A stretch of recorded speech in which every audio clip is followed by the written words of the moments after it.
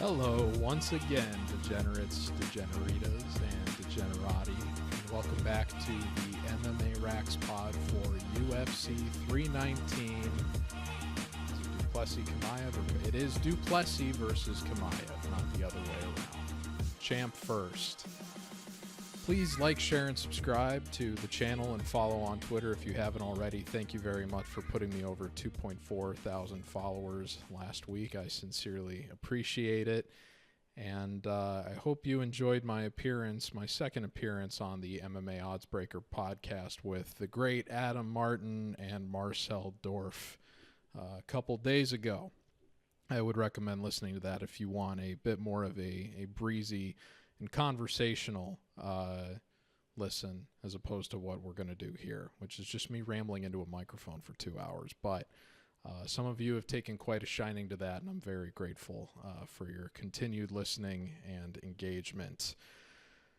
Oh, man, what a time to be a UFC fan. I would, under normal circumstances, I'd start the show with a 30-minute rant about, the media deal that the UFC signed with Paramount yesterday, which part of the reason I got into or wanted to start this platform was how optimistic I was about the long-term health of the sport. So it was very amusing to me to see so many people complain, but the sport's dead, none of the matchups are good, they won't get out of the Apex, all this stuff anymore. And granted, I've been critical of the Apex, but for all the slop that has been served up, it hasn't affected my long-term confidence in where the sport is headed and its potential among casuals at all this year, last year, any of the 3 years since I started doing this.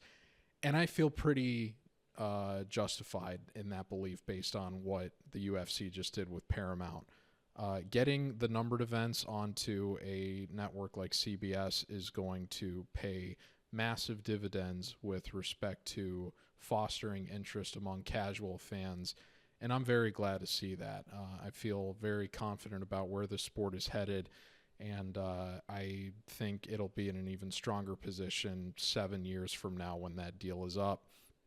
I mean, looking at the ESPN deal relative to I think they quadrupled the amount of money that they got from the ESPN deal over 6 years relative to what they're getting for this. More than quadrupled, probably maybe even quintupled. I don't know how you can look at what just happened and be upset unless you're one of these stick-in-the-mud journalists that just absolutely despises the sport that you cover because it didn't turn into what you thought it could be when you started getting interested in it, 10 or 15 years ago before, all the far right and alt-right wingers started infiltrating the space and making it a conservative firebrand or what have you. But hey, this isn't that kind of show. I'm grateful for your ears regardless of what your persuasions may be. That's why I refer to the degenerati at the start, genderless language at the start of this program. Anyway, instead of a 30-minute rant about the media deal, I'm going to do a 30-minute rant about that Nina drama advertisement that we also know. I'm just kidding. I wouldn't do that to you. I got to get on a plane tomorrow, and I still got to pack my bags because I'm going to this event, and I'm sitting in basically the same seats I was sitting at for UFC 287, which was front row of the stands about 50 feet behind the commentary booth. So I got to go get ready to do that. So I am, again, common meme with this show. I'm going to try to get through it quick. I got 11 fights I got to do. I think I got 9 picks total for this event, but 11 fights to break down. I'm not going to do the tough finales, even though I did marathon the seasons, because as I'm recording this Tuesday afternoon on vacation, and this is how I'm starting my vacation, is doing free content for all of you guys. We still don't know who. I know who the final, because I asked Adam and Marcel for a spoiler before we started recording the Oddsbreaker podcast Sunday night. But we don't know one of the finalists yet at this point. We will know by the time the show posts Wednesday evening. But I did marathon all the seasons of Tough so that I would be emotionally invested in the fights when I do go to the event. but we don't actually have any data on the tough finales because only one of the 4 finalists has actually previously competed in the UFC. So I will be skipping those. Aaron Pico making his debut in the co-main event. If you want my thoughts on that fight, I would recommend going and watching that Oddsbreaker podcast where I do talk about it a little bit. But again, I don't have a ton of familiarity with Aaron Pico, if only because he hasn't fought in the UFC before. Probably defaulting to Lerone Murphy as an underdog by default. But that was also before we realized he hadn't gotten to Chicago until, I think, yesterday, which was an interesting development and has only served to blow out the price on Aaron Pico since then. So that'll be interesting. But I am going to get into all of the other fights on the card that feature combatants that have competed in the UFC previously, of which there are many. This is a great card. I don't think it's a great card for casual interest outside of the main event.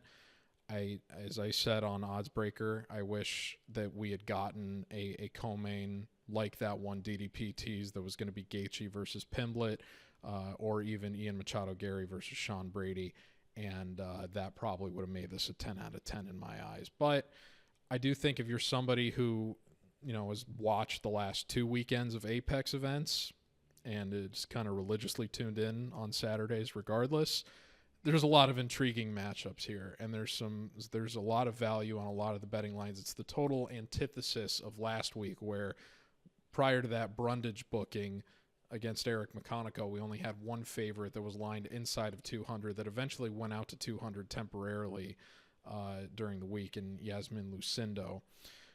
All the other fights, the favorites were priced at 200 or worse, and several were up to 400 or greater.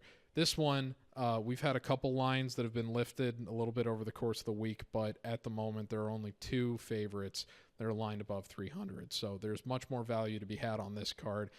Much more competitive betting lines, better matchups generally, and I'm looking forward to seeing just about every one of them. So without further ado, let's get right into it, and we will start with Karine Silva and Dione Barbosa. Silva enters 18-5, last competed at UFC 309 in November of last year, where she lost a unanimous decision to Viviane Araújo after taking the first round but dropping the last 2. People had been a little bit skeptical of her cardio going into that fight, given she had only gone the distance twice previously in her MMA career. The first time she went the distance, she lost to Dione Barbosa back in 2019 when they were in the Katana fight promotion in Brazil. Barbosa, conversely, is 8-3. Last competed at Fight Night Emmett versus Murphy at the start of April of this year, where she submitted Diana Belbita in round 1. Everybody figured that was going to be an armbar because that's pretty much how Belbita has lost all of her previous fights by submission in the UFC, and it was actually an arm triangle. So not quite the way that people envisioned it was going to happen, unless you're just leaving it at a submission, in which case that was exactly what everybody expected to happen.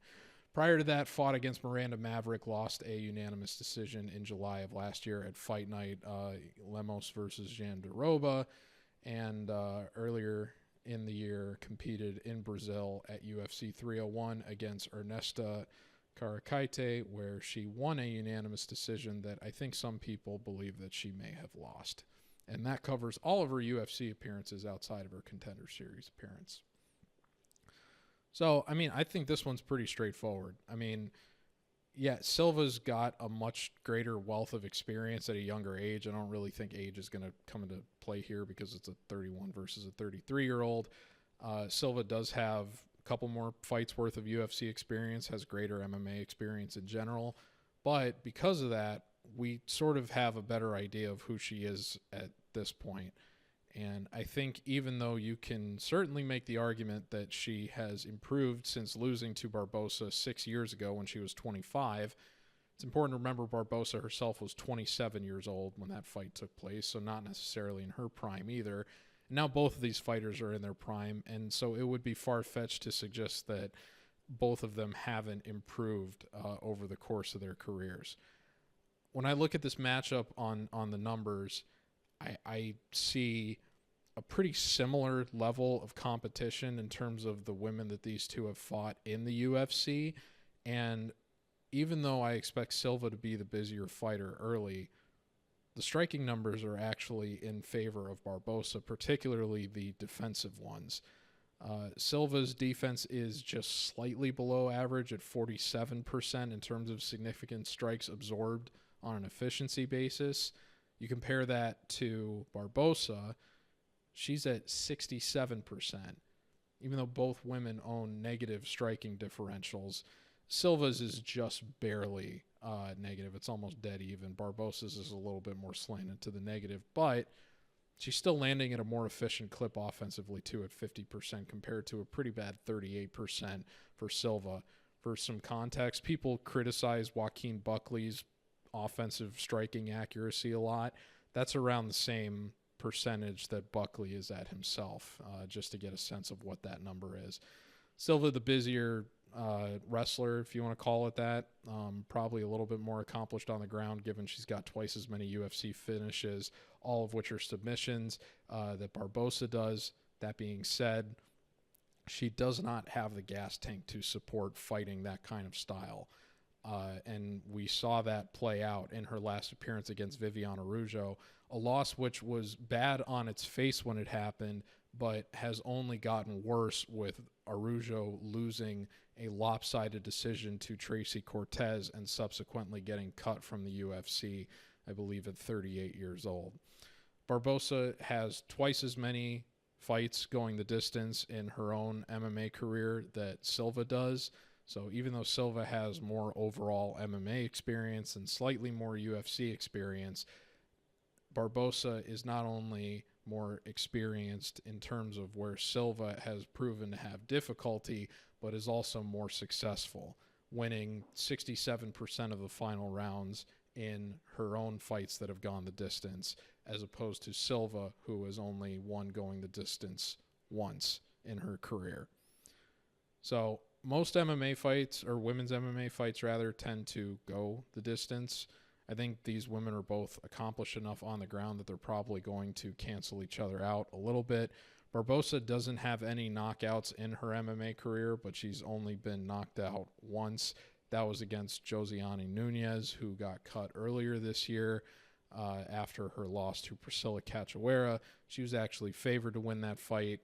I lost a sweep at that event because I picked Nunez to knock out Cachoeira, largely on the basis that what happened to Cachoeira against Jocelyn Edwards, I thought Nunez was in a pretty good position to do herself, because she had clearly shown knockout power ability in her hands. So it's not like Barbosa got knocked out by some schmuck. She got knocked out by a certified hard hitter. I'm not convinced that Silva has that kind of standing knockout ability to put Barbosa away the way that Nunez did. So I wouldn't imagine there's going to be a knockout here from either side. I think both of them are accomplished enough in the submission realm. They're both solid submission practitioners that they'll be able to stay ahead of each other in terms of one finding a window or capitalizing on a mistake to submit the other. So if this does go the distance, I don't know how you can't imagine that Barbosa is going to be the one that has more left over the last 10 minutes in order to get a win. Silva was preparing to fight an opponent in J.J. Aldrich that I think is a significant step down from how good Barbosa has shown to be in the early stages of her UFC career. And so I think this, given this is a short notice, more difficult opponent, there's more pressure on Silva to perform well as the favorite than there is on Barbosa to get a second win over a woman that she has already beaten previously. So I'm going to pick Barbosa as the underdog here to win a 29-28 decision in which she gives up the first round to Karine Silva, but is then able to come back and get the last 10 minutes of the fight. And I think that she will be the better performer regardless of where this fight ends up over the last 10 minutes, in space, on the fence, on the ground. I think that her gas tank is just going to hold up much better than Silva's does, and I expect her to get a 28-9, 28 upset decision as a result, and her second win over Karine Silva in the last 6 years. So give me Dione Barbosa to start the night off with an underdog win. The next fight is Bryan Battle and Nursulton Ruziboev. Bryan Battle, the Ultimate Fighter winner from the year, I believe it was 2022. Not sure what instance of TUF that was. TUF 29, 30, who knows. This is the first season of TUF I've watched since the one where Kimbo Slice was on it, because I was a total casual back then, and I wanted to see Kimbo Slice do well, and obviously he was not able to get anything done on that season. All anybody really remembers that season for is Rampage ripping the doors off and that infamous GIF that turned into. Although Big Country Nelson, I believe, did end up coming out of that season and had a nice little fan favorite UFC career for himself. That being said, Battle, since winning Ultimate Fighter, has only lost once in the UFC to Rinat Fakhretdinov, and he comes into this fight on a 4-fight winning streak, including a split decision win over the very, very good Randy Brown in his last appearance in December at UFC 310. A lot of people would argue that Battle lost that fight, that Battle didn't deserve to win that fight because he came in overweight. I believe that was the second time within his last 4 fights during that 4-fight winning streak, if not more than that, that he came in overweight, which is why he is probably being told he's got to move up to middleweight for this one against Ruziboev. Ruziboev, conversely, is 36-9-2 at 31 years old. 47 career appearances at 31 years old. Coming in off of a win over Dustin Stoltzfus that happened in May at Fight Night Burns versus Morales. I took Stoltzfus as an underdog in that one. He, I think, pretty clearly won the first round based on damage, even though it was a bit of a lucky exchange. Had opportunities to win that fight, even had an argument for winning the fight, not a very good one. Didn't end up getting it, but didn't fight smart enough to his strengths and to where he was having, or where he should have recognized he was having success during the fight, to where he would have been able to clearly get an upset decision there. So disappointing, but it was what it was, and it is what it is. Prior to that, knocked out Eric McConaughey on McConaughey's short notice appearance that likely made him an underdog against Brundage last week. And prior to that, got his most high-profile matchup in the UFC against Joaquin Buckley at Fight Night Lewis versus Nascimento in St. Louis last year, where he got pretty thoroughly, I don't know about dominated, because he, watching that fight back when I was getting ready to do Buckley versus Usman, I had picked Ruziboev to upset Buckley there. And I actually thought, watching back with not having any bias on, the outcome this time, because the person I bet on had already lost, Ruziboev had a lot of late success in that first round to where I think it could have at least been 1-1 going into the third. And then Buckley pretty clearly, took the last 10 minutes and got the decision. But I don't think it was as lopsided as a lot of people want to make it out to be when slandering Ruziboev. I think a lot of people were more high on that performance relative to how he would do against someone like Usman. And then Usman, gave him the veteran lesson and obviously proved he's got enough left in the tank to where he might have one more title shot left in him.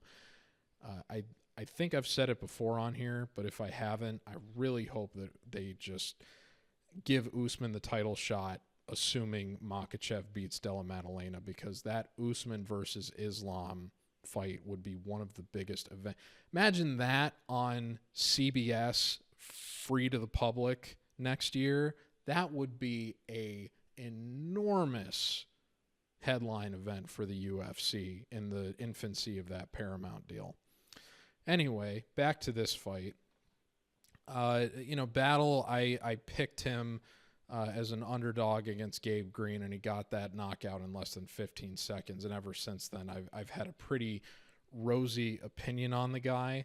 I took him to beat AJ Fletcher. I know he didn't have a great performance in that fight. He had to kind of rally back and come back to get a submission win.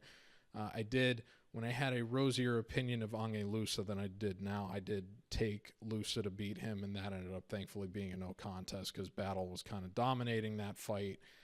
And then I picked Kevin Jousset to beat Battle when he was fighting in France, and we got the most volume-heavy performance out of Battle we have seen yet in the UFC.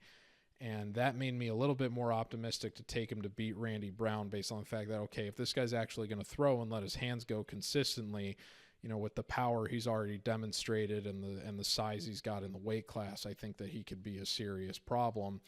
And then he missed weight, so I canceled the pick, and he ended up winning on a split decision that could have gone either way. So I felt pretty good about staying off that. But regardless, Battle is somebody that I've still liked. Ruziboev is someone that I have kind of been trying to fade, but have not really quite gotten on the right side of like fading him yet. I did pick Cedric Dumas to upset him at Fight Night Blanchfield Fioro. Obviously, I took him to beat Buckley. That didn't end up working out. The McConaughey fight, McConaughey hadn't competed, so I didn't have a read on that one. And then obviously I tried to fade him against Stoltzfus when Stoltzfus was an underdog. This fight, you know, I talked about it on the Oddsbreaker podcast this week that I do think that, you know, a problem that Ruziboev is going to run into a lot in the UFC is that even though he's massive for middleweight, you know, he doesn't have a commensurate reach for how tall he is. And so he's going to run into a lot of... He's not going to encounter a lot of middleweights that have a 74 or 73 and a half inch reach where he would have a tangible reach advantage. And so a lot of these fighters that are shorter than him, I think, are going to have an easier time finding his chin. And he is somebody that was knocked out very early in his career. In his third career fight ever, he was knocked out 32 seconds into the second round. So his chin can be had. It just hasn't been had yet since. I think he did get hurt a little bit against the Buckley fight. We obviously saw him get hurt against Stoltzfus early in that fight. So the guy's time is coming. I do think Battle is somebody that is going to be able to take advantage of that. And Battle's never been knocked out himself. So I do think that Battle's got the clear knockout upside in this matchup. And that this is kind of a step down in competition relative to the fighter he just fought in Randy Brown, who I think is somebody that deserves to be a ranked welterweight. I'm not convinced Ruziboev is ever going to become a ranked middleweight, even though I do think he belongs in the UFC. And it'll be a good test for guys coming off of places like Contender Series or coming into the weight class with big expectations from other promotions. He'll be somebody that I think hangs around for a few more years.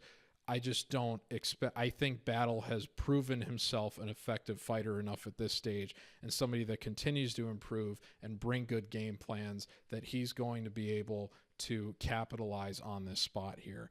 Kind of surprised this fight is as early on the card as it is because I think it's one of the more intriguing matchups, but I also think that part of the reason they placed it here is because it's so soon after the tough finales that are opening the card. I think that him being introduced as an Ultimate Fighter winner is going to just kind of try to foster a feel-good atmosphere for Ultimate Fighter generally, because that's going to be a big theme with the early stages of this card, at least on the prelims. So if this is a close decision, I expect them to default to the tough winner as they did in his last matchup when it was a close decision that could have gone either way.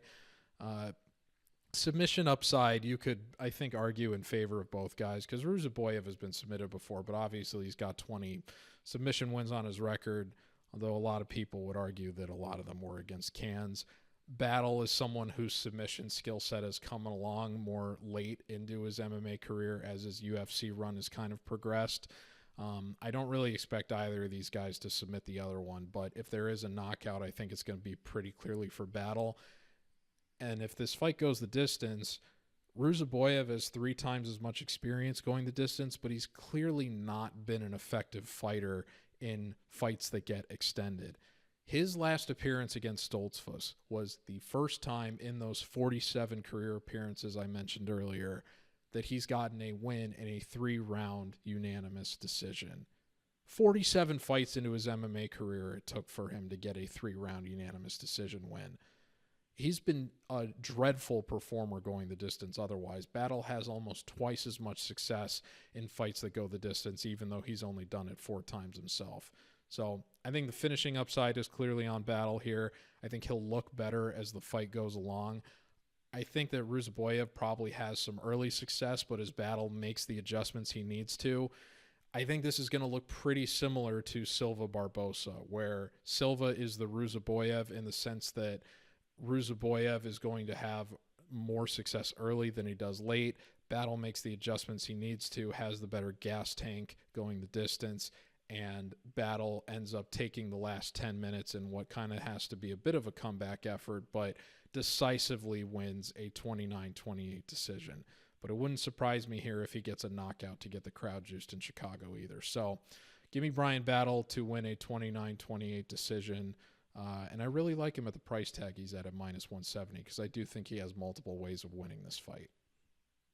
The next fight is Edson Barbosa and Drakkar Klose. Barbosa enters 24-12, has not appeared since May of last year in a Apex event he headlined against the co-main event. Underdog on this card, Lerone Murphy. Murphy whooped the dog piss out of him, frankly, getting a nearly 50-45 sweep unanimous decision. Only one judge scored the fight 49-46. Only one judge gave one round of that fight to Barbosa in what was not only a great performance for Murphy, but a pretty significant letdown performance for Barbosa coming off of that big upset comeback win against Sadiq Youssef in October of the previous year. Conversely, Klose has not appeared since the last card of last year, Covington versus Buckley in Tampa, where he got paired up with Yoel Alvarez and got knocked out by a knee within the first 3 minutes of that fight. Prior to that, he did fight Joaquim Silva on Silva's home turf of Brazil at UFC 301, and he won a pretty clear unanimous decision. There was an interesting moment in that fight, I believe, where Klose had back control and Silva, in kind of a desperate attempt to he couldn't figure out what else to do at that point, so he just kind of like leaned forward and like launched himself all the way back to try to drop Klose on his head from the standing back control, but Klose ended up being fine and ended up getting a pretty clear decision win there, even though I think it might have been 1-1 going into the third. I was pretty confident on Klose in that spot, though. And prior to that, while slam KOs are a big topic after what Elijah Smith did to Toshiomi Kazama last weekend, got one of the earlier pairs of big slam KOs on the card that he did it at for Fight Night, Dariush versus Sarukian. I believe it was the much better of the two between him and the one Brundage had on Zach Reese, just because he kind of lifted. Most of the time you see the guys get slammed on the back of their head, but he picked up Joe Selecki and just kind of bashed him on the floor like a hammer and dropped him on the side of his head and put him out pretty bad. Impressive win for Drakkar Klose. It was his second finish he's gotten in the UFC. This is a tricky one to figure out because both of these guys are in the twilight of their careers. Obviously, Barbosa has significantly more concerning attrition to worry about, but you would have to imagine that Barbosa is going to have more striking success, not only given he's got an almost half-foot reach advantage, but just being having fought what I think is clearly the higher level of competition throughout his career. You just wonder, given the layoff that he's had, which is less like if he were fighting somebody that had appeared at least within this year, or perhaps 3 or 4 months ago, it would be much more of a concern. The fact that Klose hasn't appeared since the end of last year makes it a little less dire, but you're still talking about a guy that's coming in after a 15-month layoff, nearly 2 times as much ring rust. So it is, I think, a concern relative to what we saw out of Barbosa against Lerone Murphy in his last fight, where he wasn't able to take a clear round off of Murphy in the 25-minute fight that they had, in a fight that he also gave up 4 takedowns in. And that's really what I think is going to be the key thing here, is that if this is a 15-minute standing affair, Barbosa probably takes at least 2 of the rounds if he doesn't knock Klose out outright. But if Klose is able to extend this fight, he's only lost 1 decision in his entire MMA career.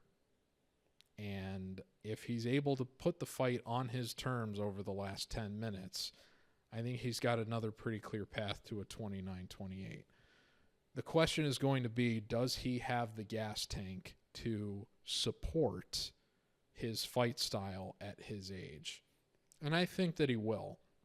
I think that him having less concerning attrition than Barbosa is going to make itself pretty apparent in the late stages of this fight. I would expect Klose to take the 3rd round pretty convincingly.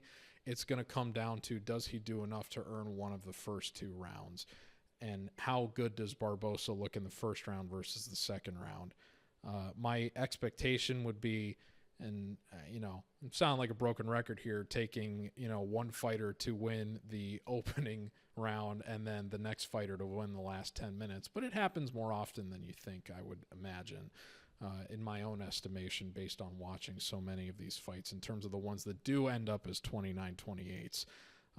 I don't think you see as many fights that are 1-1 going into the 3rd, and then the fighter that doesn't have the momentum of winning the 2nd round ends up winning the 3rd, unless they've done a good job of pacing themselves, kind of knowingly taking the 2nd round off in order to make sure they have enough left for the 3rd. I think a good example of that would probably be Roman Kopylov fighting Chris Curtis earlier this year. I don't expect Barbosa to do that, though.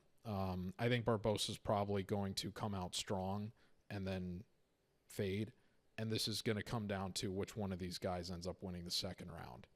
And I'm going to go with the guy that has, in my estimation, the more well-rounded skill set, may not have as much impressive UFC experience, but I think is going to have more resistance for Barbosa in the striking than Barbosa will have for Klose in the wrestling and the grappling. I expect if this fight gets put on the floor, that Klose is able to keep the fight on his terms and kind of get a boring 29-28 decision, and people are going to be disappointed because a lot of people love Barbosa, and how could you not? The guy is pretty much guaranteed box office in a lot of his earlier fights in the earlier stages of his UFC career. A lot of people have referred to him as one of the most devastating kickers in UFC history, bar none. Great fighter, but obviously at the end of his career, probably getting a lot of mileage out of that departure of USADA, if you catch my drift. So we'll see how much more impressive he comes back in his return to lightweight coming into this one. But I think that's another thing to consider against his cardio here, is that him now returning to lightweight, older, having spent a considerable amount of time at featherweight in the later stage of his career. How is adding that weight back going to affect his cardio, even if it does ideally improve his chin? You don't have to worry about the chin of Barbosa here in this matchup, I think, as much as you do the cardio. You'd have to be much more worried, I think, about Klose's chin holding up against Barbosa. But I think he's going to be able to get through this 1st round at least and extend it. And if it does go the distance, Klose has proven to be the better guy doing that. And only one time previously in his MMA career has he lost on the scorecards under those circumstances. So give me Klose to win a 29-28 decision here. I think it could potentially be 1-1 going into the 3rd. I expect Klose to win the last round regardless. It could be a situation where Klose looks good early, isn't able to get his takedowns, or is trying to reserve himself to make sure he has enough left for the 3rd round to where he lets Barbosa back into it temporarily in the 2nd. Alternatively, it could be where Barbosa starts strong, doesn't have enough to finish the last 10 minutes as strong, and Klose is able to capitalize and get his own offense going and take over and control the fight on his terms of the last 10 minutes, to what I imagine will be the chagrin of the Chicago audience. But if you've got an underdog ticket on Klose, you'll love to see it, and that's exactly what I'm going to have in this one. So give me my 2nd underdog upset of the night, Drakkar Klose, to win a 29-28 decision here. The next fight is Chase Hooper and Alexander Hernandez. Hooper enters 16-3-1. Last appeared at UFC 314 against Jim Miller.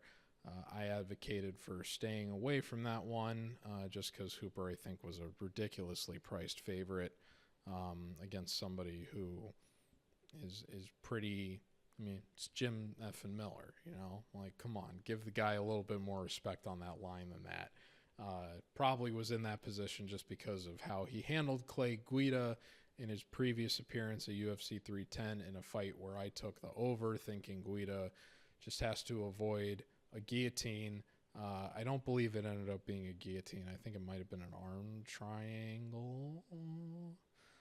But he did end up getting submitted in the first round.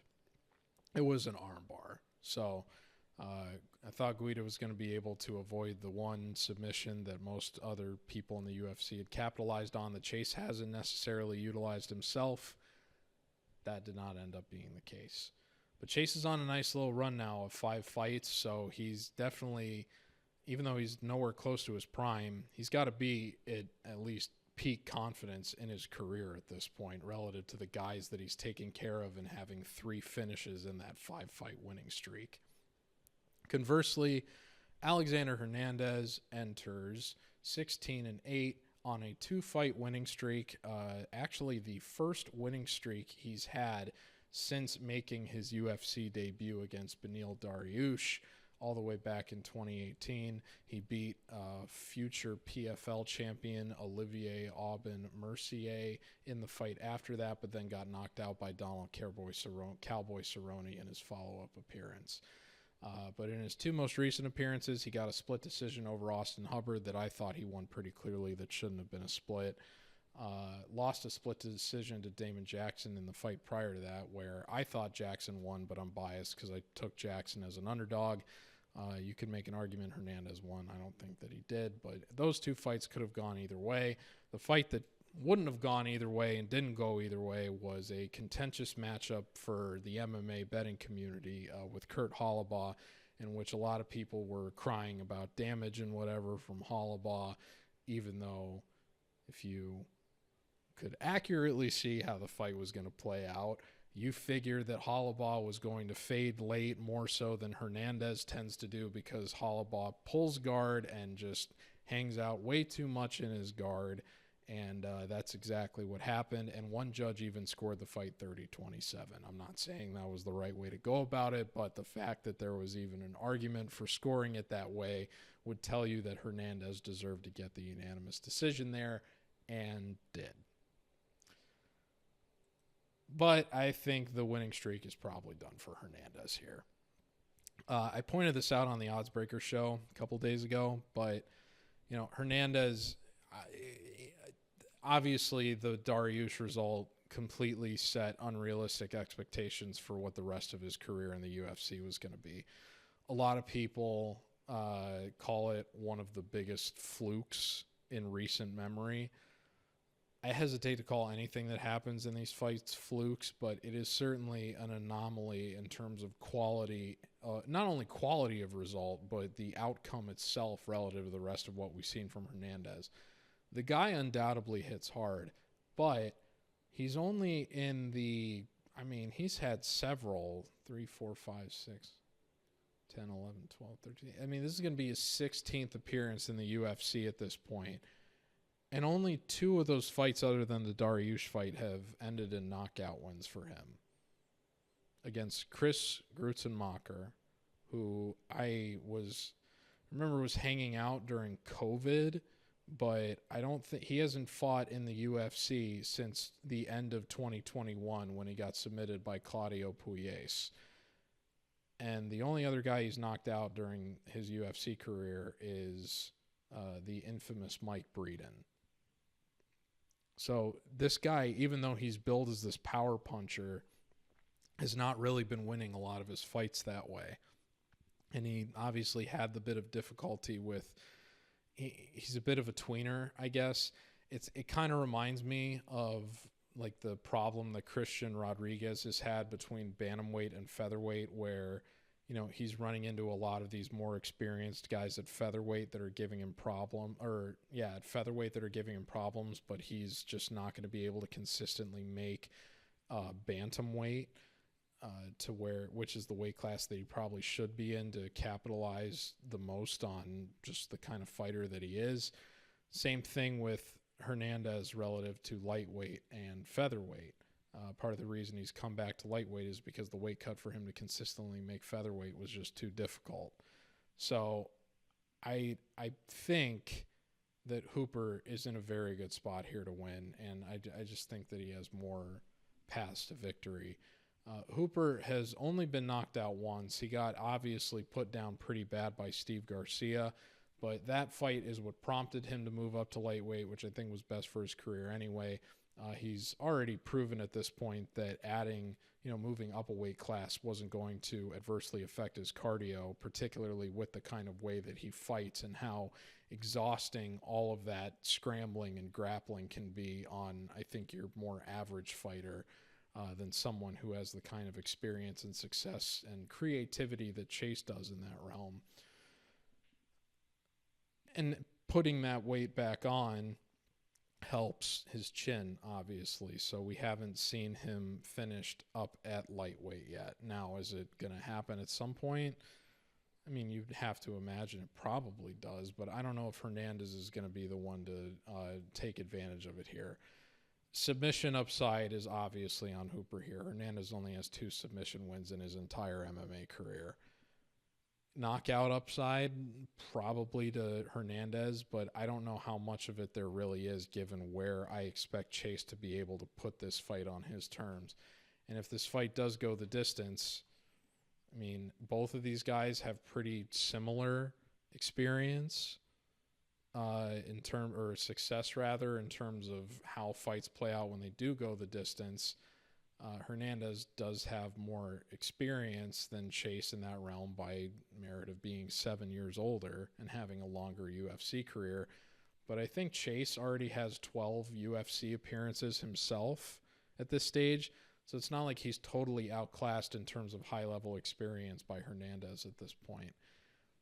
And, I think even though Hernandez's ability to win decisions is better than what the narrative around his gas tank would suggest, I don't think that he's gotten, I think that he probably needs striking battles in order for his cardio to hold up. I think a good example of that would be when he fought Austin Hubbard, and that fight was predominantly just a kickboxing fight for 15 minutes. You compare that to a fight like the Jim Miller fight, where he got more tested by Miller in terms of an overall MMA fight. Miller was able to nearly finish Hernandez in the dying minutes of that third round, and I think at least made an argument for himself to get a 29-28 there. Or not get a 29-28, but take the last round to where it would have been a 29-28 as opposed to a 30-27. So the later this fight does go, I expect Hooper's fight style to wear more on Hernandez's gas tank than a fight that is predominantly a striking match would. Chase knows where his bread is buttered. He's going to make Hernandez scramble in order to stay on top. He's probably going to end up taking Hernandez's back at some point, and we've seen Hernandez submit to a rear naked choke previously in his UFC career at the hands of Renato Moicano, and I expect a similar outcome here. I think Chase will eventually capitalize on a mistake that Hernandez makes in trying to stay ahead of the creative scrambling that Chase tends to deploy. At that point, Hooper will get his hooks in and will start working for the rear naked choke and will eventually find it. Maybe works his way to mount at some point and then back to the back, but I think eventually is going to end up getting the second round submission here over Alexander Hernandez. So give me Chase the Dream to keep the momentum going. And honestly, I really do think the sky's the limit for this guy if he can just develop striking that will keep his opponents that are better strikers than him honest, so that he can steer the fight more directly and where he wants it to with scrambling and grappling, because the guy, bar none, is already the most creative, I think, scrambler in the UFC. He is a joy to watch on the ground, even from his back, and he's probably one of the 3 fighters that I'm most excited to see on this card live, if I'm being honest. I'm going to be going nuts, and I'll be very happy to see Hooper win here. the market seems to agree that it's going to happen, and I concur, and I think it's going to happen by second round sub. And I look forward to seeing what the future has for Chase in the lightweight division. I just kind of hope he goes to a better gym like American Kickboxing or something to get his striking leveled up to where I think he can definitively become a contender at lightweight as he prepares to enter his prime in about 3 or 4 years. The next fight is Loopy Godínez and Jessica Andrade. Loopy enters 13-5, last one at Fight Night Moreno versus Urseg. Was that UFC Seattle, I think? No, that wasn't Seattle. That was Ciuto versus Song. That was UFC Mexico City. Yeah, go figure Moreno was fighting there. Loopy won in her native country of Mexico against Julia Pilastri in a fight where she pretty clearly won the first 10 minutes.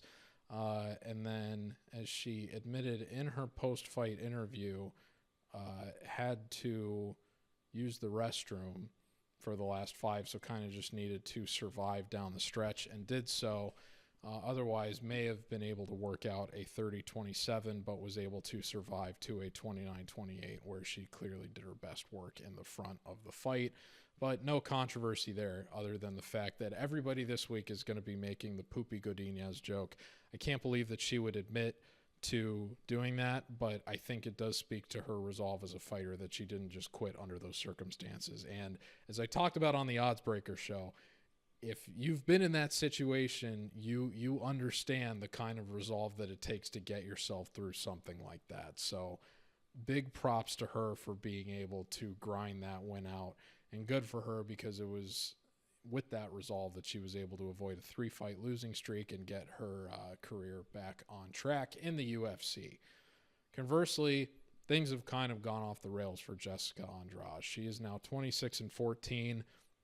She is on a 2-fight losing streak, has lost 5 of her last 7 fights, with a 2-fight win streak mixed in there, but one that included a split decision win over Marina Rodriguez, who just recently retired a handful of weeks ago. Lost a unanimous decision to Natalia Silva, who's probably going to be fighting for a title, if not in her next fight, then very soon at the flyweight weight class. Then took a flyweight fight, against Yasmin Yazdavicius. I made Yazdavicius a leg, I believe, at UFC 315, and she delivered pretty handily. Yazdavicius was dominant, nearly perfect gamed her, and you could tell that was going to be kind of rough going for Andrade, just because she's more of a traditional strawweight and is now returning to strawweight here to face Godínez. Problem for Andrade is, she's kind of in a rock and a hard place relative to bouncing between weight classes, because she's just going to be too small to compete with the flyweights like Yazdavicius that are as elite on the ground as they are. But now, at her age, having been finished 10 times in the UFC, knocked out, or not in the UFC, but in her overall MMA career, she's been knocked out 5 times, and she's actually been submitted 5 times in the UFC. So finished across her career a total of 10 times. Wearing that kind of attrition, you wonder how her returning to a weight class 10 pounds down and having a more difficult weight cut is going to affect her chin. Now, thankfully for her, Godínez is someone that doesn't have a knockout win in her MMA career. So is Godínez necessarily somebody that's going to be able to take advantage of where Andrade's chin is at returning to strawweight? Very unlikely. That being said, Loopy's very, very good, very well-rounded, excellent wrestler, clearly, and will probably be able to control Andrade on the ground if she needs to, if she's able to break her takedown defense, which is still pretty reasonably above average at 71% for Andrade. So you have to imagine, if this fight stays on the feet, that Andrade is going to be able to have the bigger moments of damage, being the harder hitter, the more seasoned veteran, if you will. That being said, at the stage that she's in, Do you really trust her to be able to control the fight on her own terms? Whereas with Loopy, the whole narrative with her career, she can pretty much beat anybody. It's just a matter of her fighting to her strengths. She needed to fight to her strengths in her last fight in order to get the win over Pilastri and avoid a 3-fight losing streak, and she did that. I think that she has earned some confidence back in terms of fighting to what her strengths are. Her leaning on her chin here because she's never been finished, period, in MMA is not going to be the path to victory against Andrade, and I would have to imagine that she recognizes that. I don't think that she's going to fight the dumb fight in this case. I think that she is going to lean on her wrestling, and I think that she's going to have a very, very good performance. I could see her getting a 30-27 here because I would expect Andrade to kind of wear away in the later stages, but it wouldn't necessarily surprise me if she's able to steal one of the rounds, having a bigger moment of damage on the feet, which would probably, I imagine, come earlier in the fight rather than later in Andrade's case. But I still expect Loopy to be able to get takedowns here and utilize the more well-rounded MMA skill set that she has than Andrade and get a 29-28 decision here.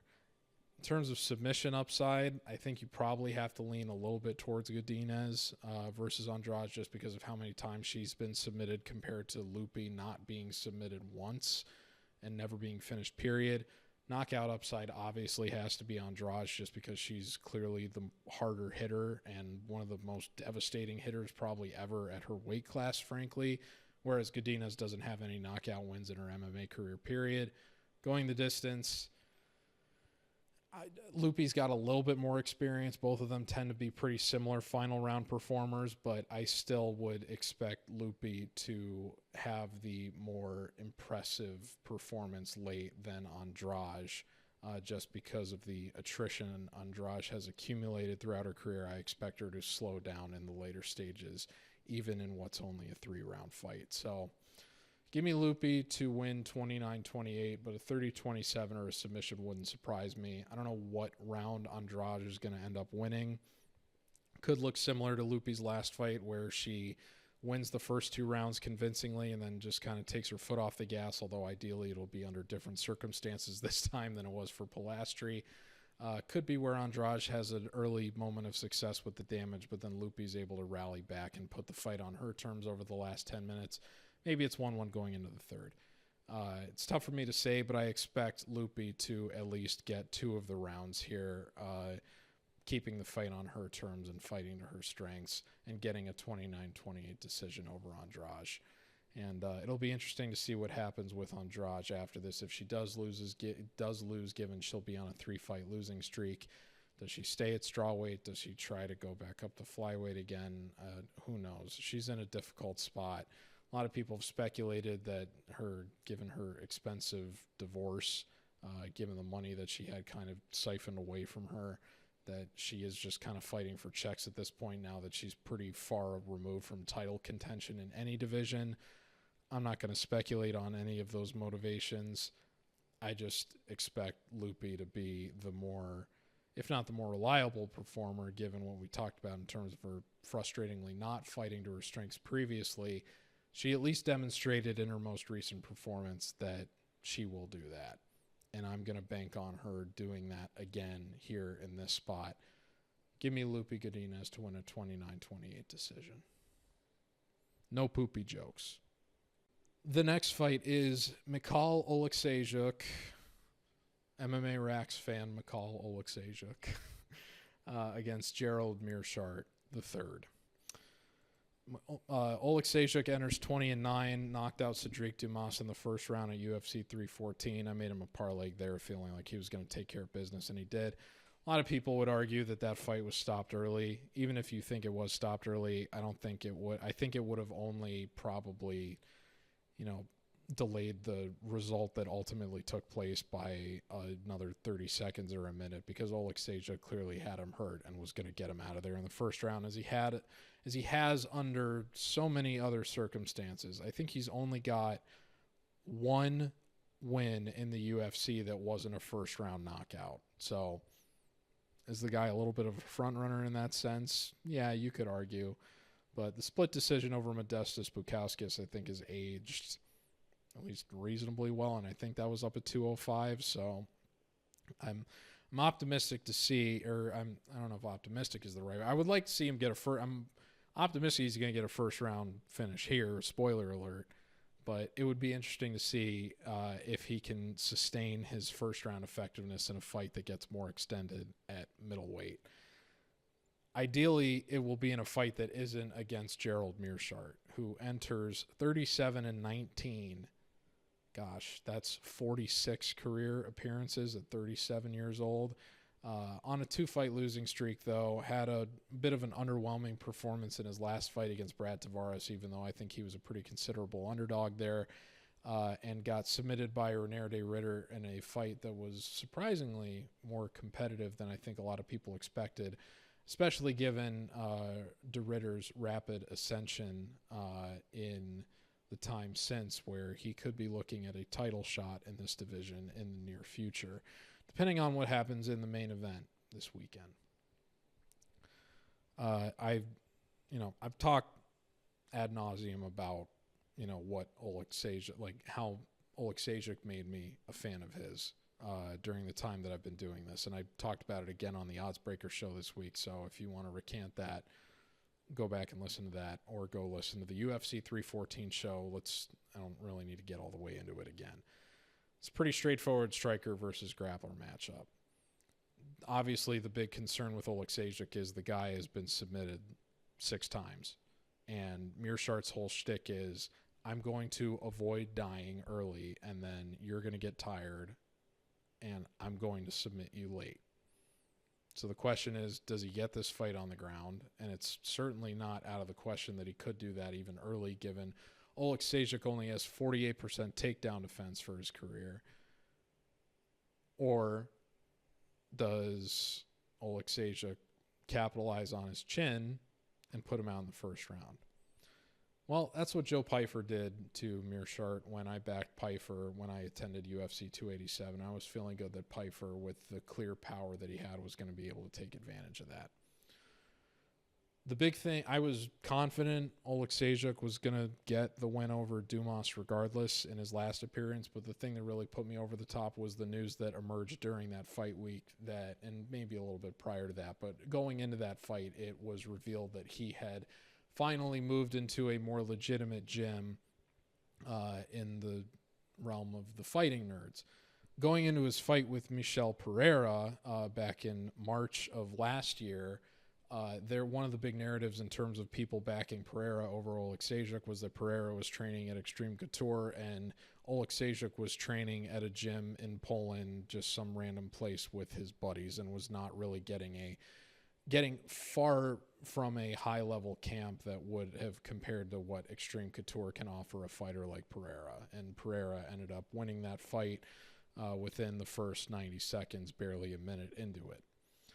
Him moving to Fighting Nerds, obviously, him getting a not only much more quality camp than what he had previously been getting in his MMA career, but probably one of the best camps you can go to right now, given it's the reigning gym of the year. You have to feel very, very good about what that's going to mean in terms of him coming in sharp and being able to fight his most effective performance relative to his strengths.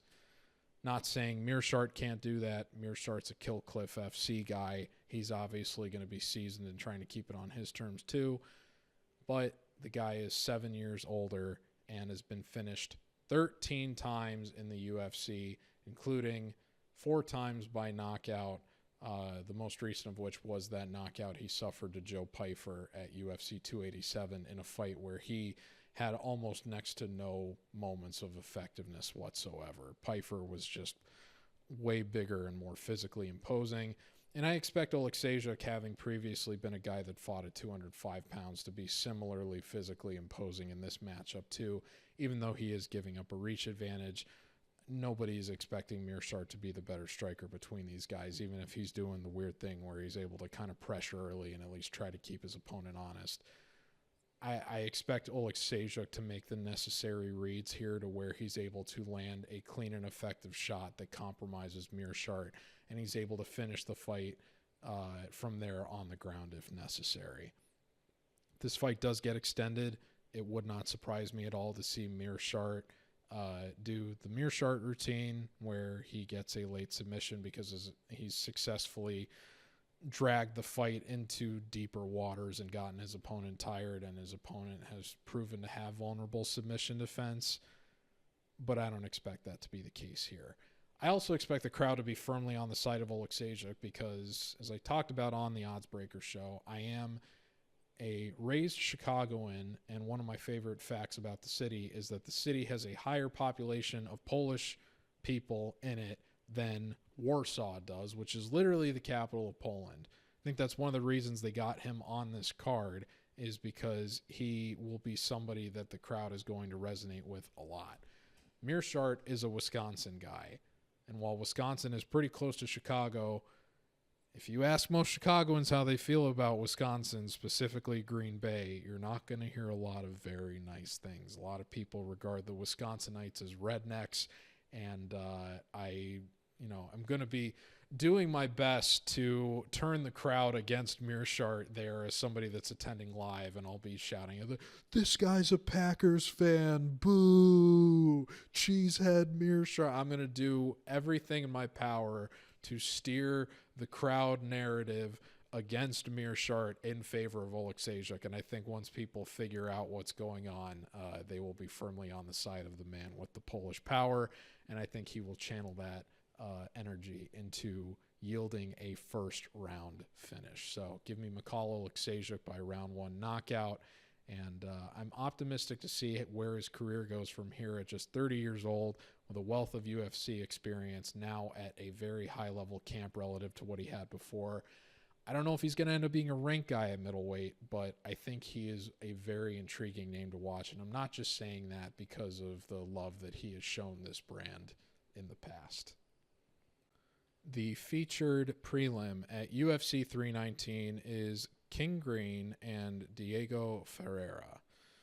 I usually lead with the favorite's name and then the underdog's name, so forgive me for flipping those two around in that case. That being said, Ferreira enters 19-6. Last appeared at UFC 311 this year, the first pay-per-view of the year in January, where he lost a pretty straightforward 30-27 decision to Grant Dawson, in which he had been controlled the whole time.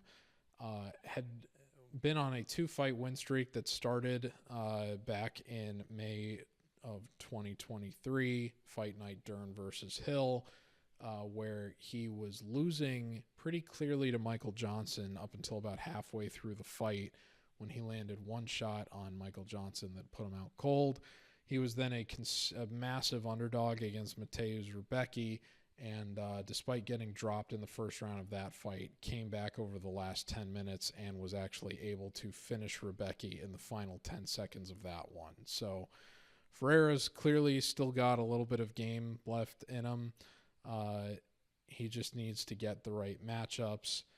Not guys like Grant Dawson that are, in their prime and are able to effectively wrestle and grapple their way into a very controlled, boring fight.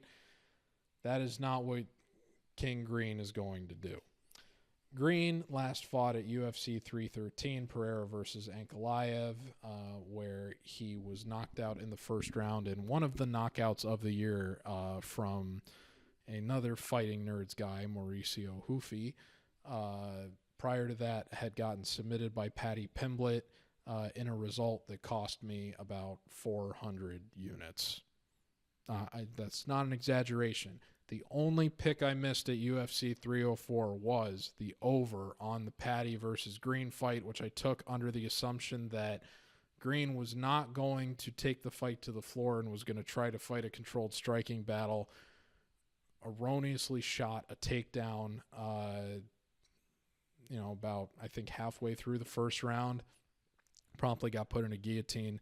Paddy ended up scrambling into something resembling an armbar or triangle choke, and it was just an all-time bad fight IQ decision from Bobby Green, from King Bobby Green. Now, I talked about this on Oddsbreaker. I'm invoking Oddsbreaker a lot in case you can't tell, because I was on that show for about an hour and 45 minutes this week, and so I've already talked about a lot of these fights at length. That being said, I don't have much more to say about this one than I did, when I was on that one, compared to how I've kind of gone at more length for a lot of these breakdowns on this show today. I think this is pretty clearly going to play out based on that Michael Johnson versus Ferreira fight I referred to earlier, as well as the fight that Bobby Green had with Drew Dober all the way back in 2022, where Green was an underdog, looking great, dominating the whole time, much the same way Johnson was against Ferreira, and then Dober, who is known as being one of the hardest hitters at the weight class, has the one moment of brilliance and is able to capitalize on Green's career attrition and get the comeback knockout result, despite losing almost every other minute of the fight prior to that. I don't see why that's going to be any different in terms of what the result is going to be here. Green's got the more impressive stats almost across the board. He's also got twice as much experience going the distance, so I would imagine it's in his best interest to make this a kickboxing fight that lasts 15 minutes, that he can take at least 2 of the rounds on and kind of frustrate Diego Ferreira just with, kind of leaving himself exposed but never actually getting caught in compromising fashion. But if he does get caught, he's probably going to sleep, because Ferreira still hits very, very hard, as evidenced by that Michael Johnson result back in 2023. And they say the last thing to go is your power. The difference in career attrition here is just very stark, because in addition to Green getting knocked out in that Dober fight, we had the Jared Gordon and Tony Ferguson and Grant Dawson results since then. Then he got put in the fight with Jalen Turner, and that was one of the most infamous late stoppages in recent years, and he took a lot of unnecessary damage. And now he's coming into the Hoofy fight, or now he's coming off of the Hoofy fight, where he also got knocked out getting hit on the top of the head by a wheel kick. So King Green, I don't know how you can the guy has just toxic damage tolerance at this point, as somebody that's been knocked out 6 times at 38 years old, including one of which that he took a lot of super unnecessary damage against Jalen Turner. I don't know how you look at a guy that hits like Diego Ferreira and think, like, if he just catches Green right once, regardless of whether or not he's winning or losing the fight to that point, this could be curtains. And that's what I expect to happen here. So I'm going to say that Ferreira gets a round 1 knockout. It wouldn't surprise me if it happens in round 2. The longer this fight goes, the more nervous I'll be for Ferreira, but he's proven to have pretty good cardio. He's had more success late into fights than Green has, even though Green has more than twice as much experience going the distance. I still think that Ferreira is pretty much live for a knockout at any point within the 15 minutes of this fight staying on the feet, and I don't expect Green to take advantage of Ferreira's slightly below average takedown defense here, or this fight to really go on the ground at all. I think Green is going to be more than happy to entertain a fight that is predominantly standing exchanges, is going to be feeling himself for a lot of the early exchanges where he's not necessarily getting hit, but it's only going to take one mistake for him, or one trap set by Ferreira, where Ferreira is able to hit him with a power shot that reminds everybody of how much attrition this guy has taken at his stage. So give me Diego Ferreira to win by round 1 knockout. Wouldn't shock me if it comes in round 2. Wouldn't shock me if it comes in round 3, and he's been losing the fight up to any of those points. But I think Ferreira getting the knockout here is probably the most likely result, given how much damage Green has taken coming into this. So Ferreira, round 1 knockout. The main card at UFC 319 begins with a flyweight fight between Kai Asakura and Tim Elliott. Asakura enters 21-5, having gotten a title shot off of his move from Rizin to the UFC against Alexander Pantoja in a fight where he got pretty thoroughly rinsed and submitted in the second round. Conversely, we have not seen Elliott fight since the end of 2023 when he submitted Sue Mudarji. I believe that was prior to Mudarji moving to Team Alpha Male, and really trying to improve upon his wrestling, takedown defense, and ground game overall, where he had previously proven to be a little bit vulnerable. Prior to that, Elliott very nearly got one of the biggest upsets of the year against Muhammad Mokaev. If you go look at the scorecards for that fight, that didn't actually become needed because Mokaev was able to get a submission within the final 2 minutes of the third round.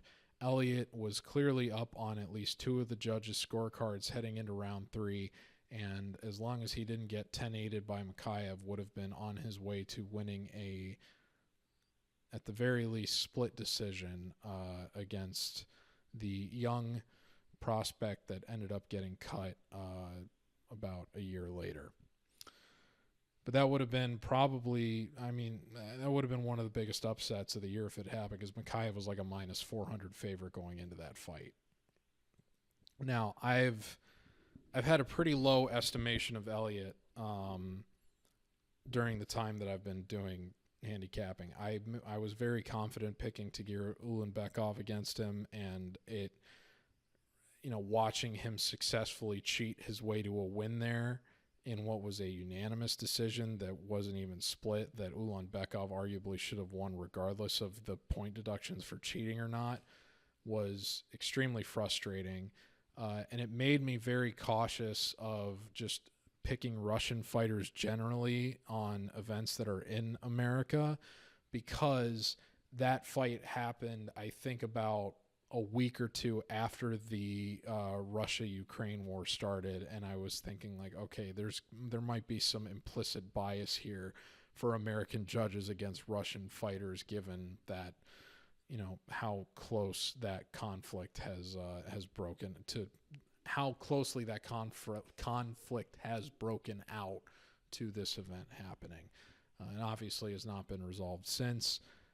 But I've just always been kind of wary of Russian fighters in fights that go the distance since that happened, because it was kind of an inexplicable thing for Elliott to not get any points deducted and for him to get a unanimous decision in a fight that he nearly got finished in round 3, and probably would have if he had not gotten away with grabbing the glove.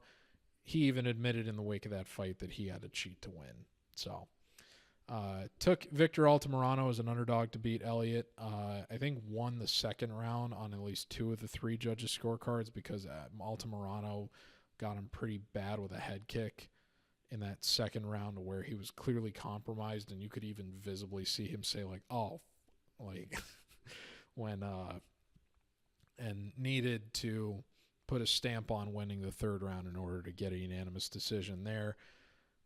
Faded him with great confidence against Mokaev. Obviously was kind of dreading that bet halfway through, just because it was kind of stunning to see how much success he had against a guy that was as heralded and an undefeated prospect like Mokaev was. And then faded him again against Sue Mudarji, and it didn't quite work out there.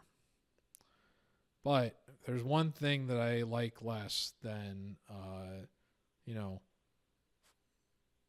aging veterans that fight like rabid squirrels the way that Elliott does. It's fighters coming over from promotions that don't have a lot of UFC experience and don't perform well in their debuts. I just have a hard time getting behind those guys generally. It's one of the and we'll talk about that more when we get to MVP's fight here in the next one. But it is kind of a blind spot in my analysis that I've recognized, is that these fighters that come over from more major promotions, regional promotions, but still, major ones. Another good example is Renier de Ridder, who I took Bo Nickel with a ton of confidence in de Ridder's fight against him, and de Ridder obviously, was able to pretty thoroughly dominate that fight, despite the fact that Nickel was at various points like a minus 400 favorite himself. I've recognized that fighters that come in and don't have a very strong performance off of a promotion like One or Ryzen or Cage Warriors or Bellator or PFL. I don't know if you can slide Cage Warriors in with those other ones, but the point stands that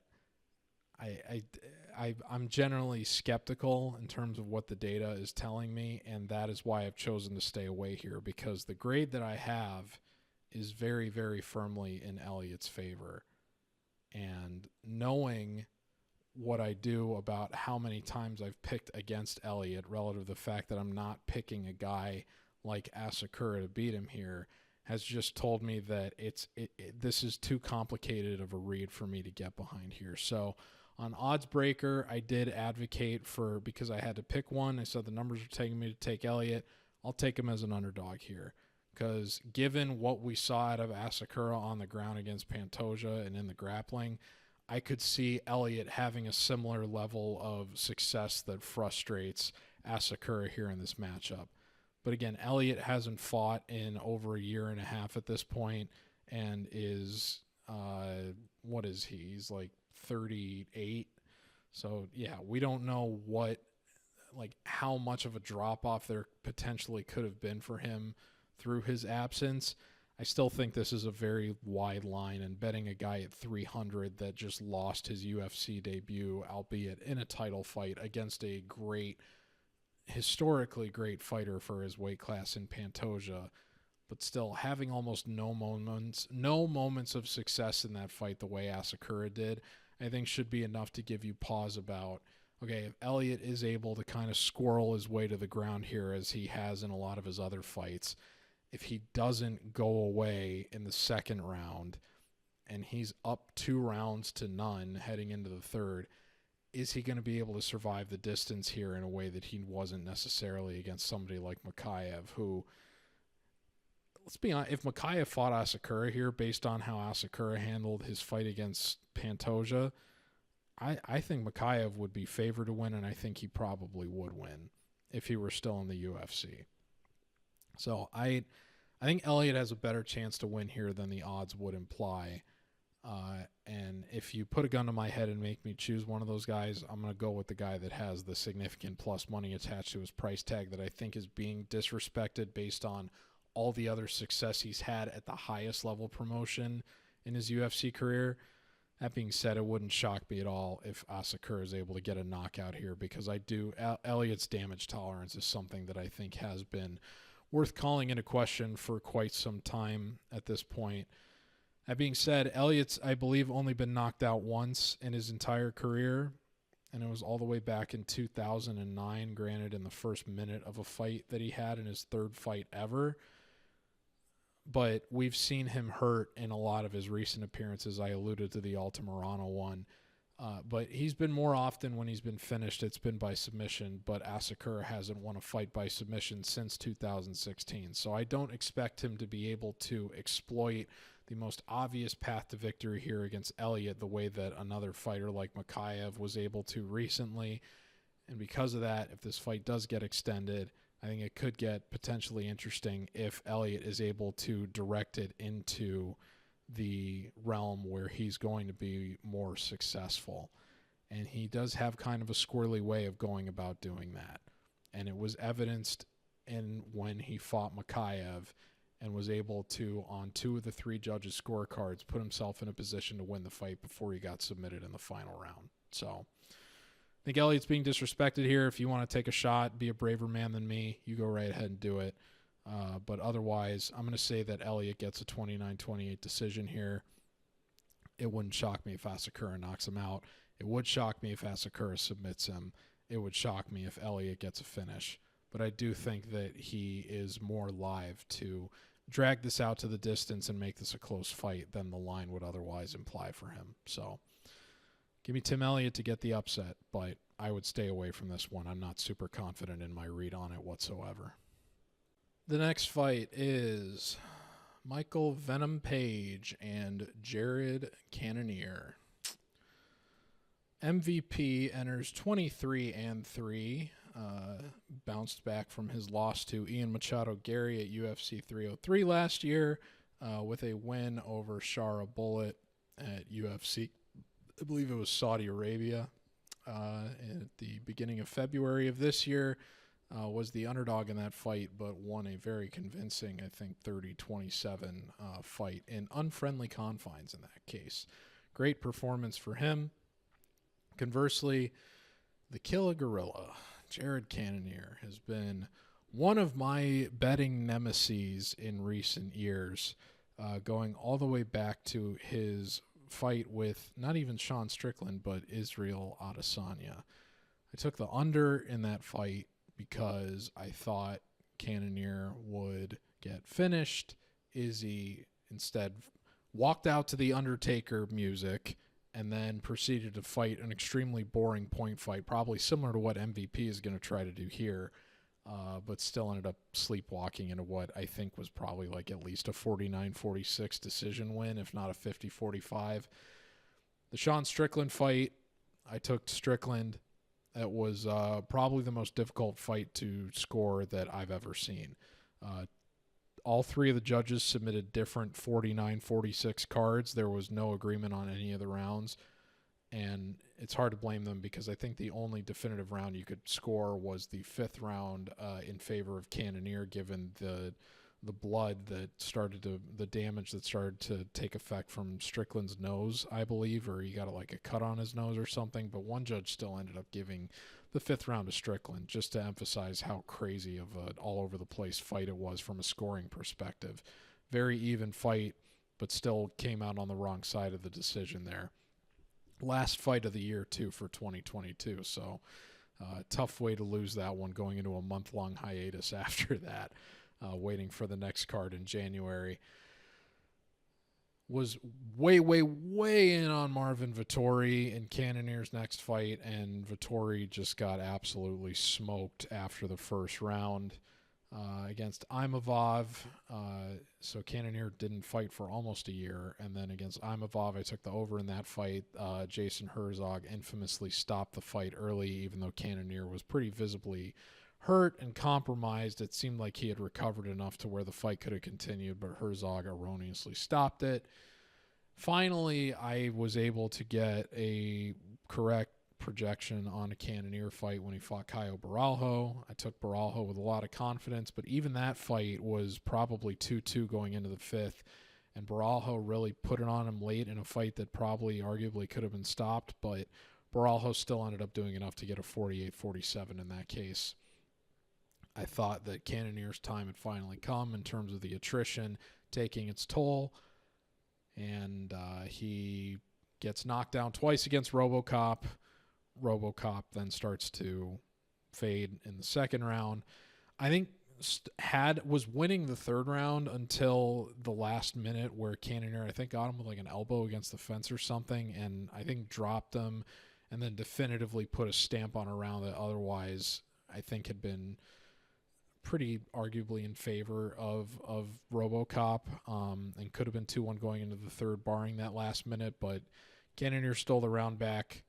Coming back into the fourth, it was clear RoboCop was still compromised, didn't have much left, and Cannonier finished the fight from there. So great result for him this late into his career. Has proven to be a crafty fighter with more volume than you would expect given the stage he's at, that is able to make really sharp adjustments against competition that is of title contention caliber that might otherwise beat pretty handily an opponent that is at the age that Cannonier is at 41 years old. This is probably one of the more compelling UNC fights, if you want to call it that you're ever going to see. But much as I talked about with Asakura, that I've got a little bit of a bias towards fighters that come over from, high level, but not like UFC level promotions late in their career. I don't know about late, but at least don't start out and build themselves up in the UFC, have built themselves up through other promotions and then pivot to the UFC. There was always going to be some built-in skepticism with me picking MVP against anybody. Worked out against Ian Machado Gary because I'm very confident in the fighter that Gary is and has proven himself to be. didn't end up working out against Bullet. Against Cannonier, it's another intriguing case similar to Elliott Asakura, where I recognize that it's two guys that I have faded a lot without a lot of success against guys that I know there's this blind spot in my analysis that is kind of representing them further back than they otherwise would. But I'm more confident in Cannonier as an underdog here than I am Elliott as an underdog in his fight. I don't think MVP moving up to middleweight is going to mitigate the physical advantages he enjoyed at welterweight for so much of his career. I know this isn't his first fight in the UFC at middleweight. He fought Bullet in his last fight at that class, but it's still he's going to measure up now against guys that are able to better equal out his athleticism than what he was enjoying as an overwhelming physical freak at welterweight. Cannonier's proven to be the busier fighter than this guy, although he did struggle in that Adesanya fight against a guy that strikes a similar physical profile at middleweight that Izzy does in terms of MVP. And MVP is also probably going to fight at that very calculated pace similar to what Izzy did against Cannonier, to where it's probably going to be a bit of a boring point fighting decision if he wins. But Cannonier's also shown enough attrition at this stage that it could only take one well-placed shot from a sniper like MVP to end the night early. That being said, I just don't expect Cannonier to stand idly by and allow MVP to fight at the pace that he's most comfortable at. We've seen, even in fights that he's ended up losing, the Cannonier's between round adjustments in fights that remain pure striking affairs have been brilliant. It's how he was able to make it 2-2 with an elite competitor like Baralho going into the fifth of that fight that he ended up losing. The question is going to be, does Cannonier show enough urgency and avoid getting hurt enough in the early stages to where those adjustments take place in the second round as opposed to the third round or later, given that this is only a 3-round fight? I think that they do. I also think that you would be hard-pressed to argue that this is not the most difficult striking matchup that MVP has had in his MMA career to this point. I know when I proposed that on Oddsbreaker earlier this week, I think I can't remember the fighter that they invoked that was in Bellator that might have also made a good argument for that. But I do think that given who Cannonier's fought for a UFC title and has been holding his own against the other contenders of the division for several years now in this twilight stage of his career, set a significant strike record for a 5-round fight in the division at 39 years old against Vettori 2 years ago. I mean, this guy has really been a unicorn at this stage relative to, what the trends tend to say happens for fighters that are 41 years old trying to hang around the UFC. I mean, and he's finally getting a matchup here where he's fighting somebody closer to his age, 38 years old for MVP. MVP's not going to enjoy the physical gifts that he has previously. And again, as I talked about with that Battle Ruziboev fight, you've got a case where there isn't a definitive reach advantage for MVP here, to where his height is actually going to be a liability against a heavy hitter like Cannonier has proven to be. The fight is in a bigger cage than what the Apex would be. That's probably going to make it's more conducive to MVP being able to just kind of skirt around and point fight. But I still think that Cannonier has proven himself a savvy enough veteran that he's going to be able to cut off the cage and make adjustments to where he'll be able to get inside MVP and stay, or inside MVP's guard and stay, and stay busier to where he's able to make a better impression for the judges. I think that people coming into this are going to be fans of MVP, but the crowd is quickly going to turn on him as he tries to make this fight a more boring affair. And as Cannonier shows the more of the urgency to make this a fight, the crowd is going to gradually get more into Cannonier's favor and support his moments of success, to where I think that the way this plays out is it's another one of these where, again, broken record, I get it, but I see it as being a big theme on this card of guys that have success early, but whether it's their own gas tank betraying them or the brilliance of their opponent to make in-fight decisions that turn the fight in their favor, they are able to take the last 10 minutes of the 3-round fight and earn a 29-28 decision. And that is what I expect Cannonier to do here against MVP. So give me Jared Cannonier to win a unanimous decision, potentially a split. It could come down to, is there a moment of damage for MVP in the last 10 minutes that ends up maybe giving him one of the rounds in one of the judges' eyes? But I expect Cannonier to be busier here and to potentially even earn as many moments of damage as MVP potentially could in this spot.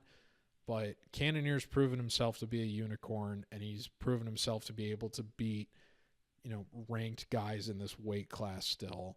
And I just don't think MVP has been tested enough to the level that Cannonier has to where he'll be able to fight the most effective style that he wants for 15 minutes. So give me Cannonier to get the upset on the main card and get a 29-28 decision over MVP.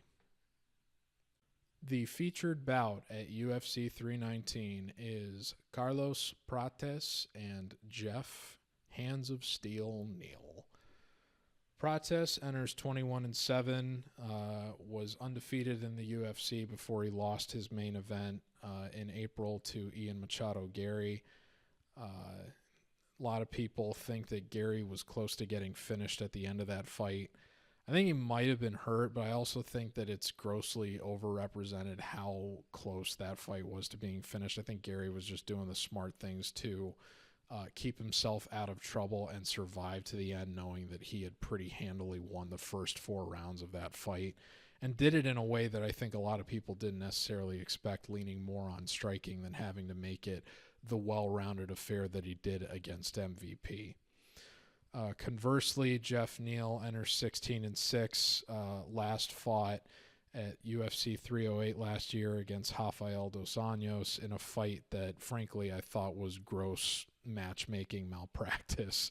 Even though I ended up advocating to stay away from that one, I found it really hard to believe that a former lightweight like dos Anjos was going to be able to compete against a guy like Geoff Neal, who has previously been revealed to have one of the most ridiculous rehydrations out of anybody at welterweight.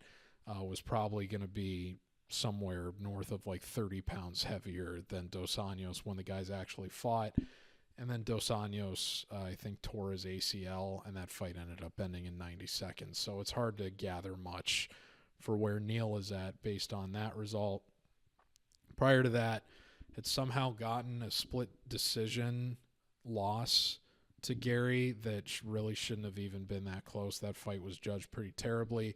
Thankfully it was, because Gary was a main parlay leg at UFC 298 for me, and I ended up sweeping that event. That was the last sweep that I had, and it nearly got spoiled by piss-poor judging. But I thought Gary won a pretty clear 30-27, and I believe the 2 judges that scored it for Gary did, in fact, score 30-27 in his favor. Neal erroneously got a 29-28 because of some moments of damage in the first round and hugging him down the stretch of one of the other rounds. It was a ridiculous assertion to suggest that he won that fight, and got submitted by Shavkat Rakhmonov in the fight prior to that. Man, I mean, I've generally not had big estimations of Geoff Neal. I mean, I was very confident Vicente Luque was going to beat him. And that fight, I think, was closer than people remember, given how it ended so badly with Luque, getting put out and then his head banging the canvas and having suffered that brain bleed. But I haven't always had a super high estimation of Neal. A lot of people like to root for him because he's still working his waiter job and what have you. I was hoping that some of the Prates hype would have been reduced based on the last fight and how much he got dominated in that fight. But unfortunately, a lot of people this week have been referencing, oh, he almost beat Gary, even though he got handily beaten for 22 and a half minutes of the fight otherwise, to where he's now a 2-1 favorite against a guy like Neal, who is dangerous enough to where I do think this line is a little bit disrespectful. And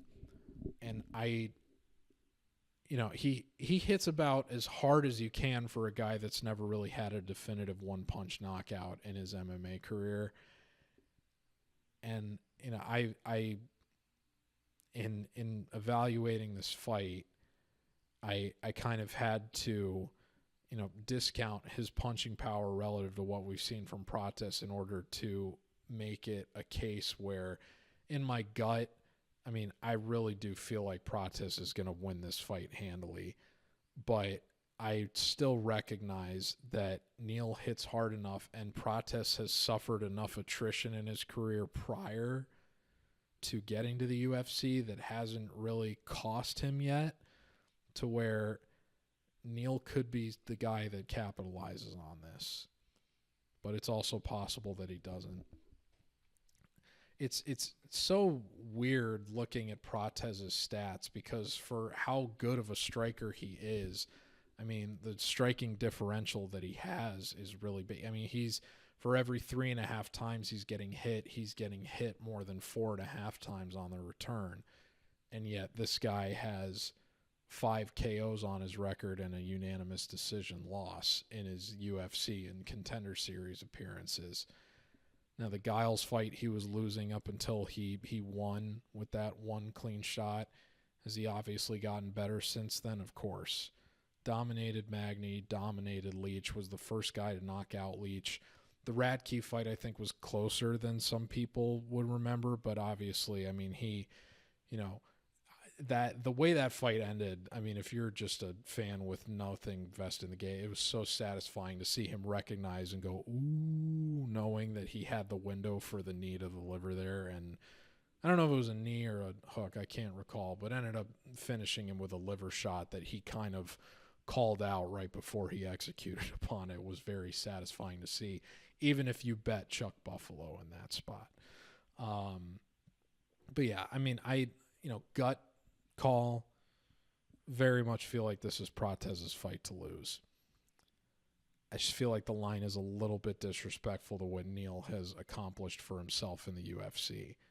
And if we get the best out of Geoff Neal, I think this ends up being a much closer fight than the line otherwise would anticipate. But if we continue to see Prates put it all together, and that attrition being finished 5 times before getting to the UFC doesn't come back to reveal itself, this could be a masterclass similar to the one that Prates had against Leach. And I want to pick him to get a 3rd round finish, but I'm going to say that Neal survives the distance and that Prates ends up getting a pretty lopsided 30-27 decision. I hope that he's able to fight smart and skirt the cage and avoid getting hugged on the fence the way that Neal was able to have some success with doing against Gary in that fight. But I think pretty much all of the biggest moments of damage in this fight are going to be in Prates' favor.